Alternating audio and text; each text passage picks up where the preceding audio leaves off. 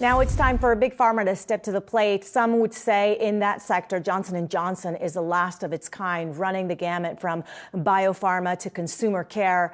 It reported a beat in its latest earnings, the first as it continues to work towards spinning off its consumer division.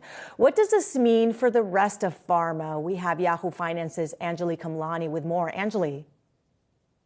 That's right, Inez. As you note, Johnson & Johnson is still one of those big conglomerates with the consumer health business still in play, but it is working to spin that off right now into Kenvue. A couple of comments this morning from CFO Joe Wolk about that, and specifically about how the company is thinking about looking at it long term. The portfolio right now has about 30 products that are billion-dollar brands, and without the Kenvue products, it would reduce to only 26, and that's according to Woke at a recent conference. So you can see that it's not going to necessarily be too much of a hit as it moves forward. There was also commentary about the impact of inflation and whether or not they're seeing that impact as much, raising prices also in the consumer health business.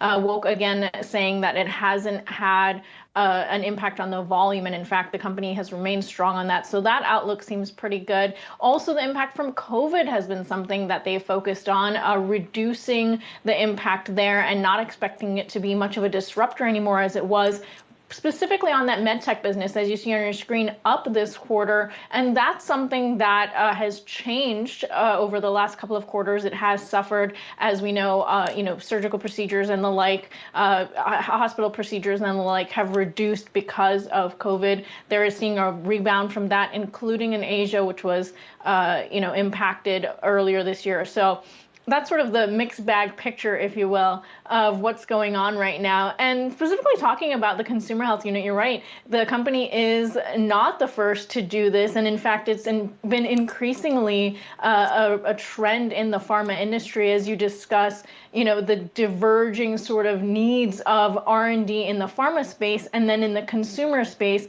And we've seen that, as you can see on your screen, GSK spinning off into Haleon, Pfizer into Upjohn, and then Johnson & Johnson now working its way to Kenvue. And that's just some of the recent ones we've seen. We know IQVIA, an important pharma watchdog and a consumer report producer, really pointing to how this, talks about the divergent needs of the two segments of the company. And so likely to see that continue. We already know Sanofi may also be looking at that in some other parts of the world. So not too much of a different trend, but definitely something to be interesting looking forward, especially how that impacts R&D spend. And Johnson & Johnson stock is down more than 2% after its results. Thanks so much, Anjalee.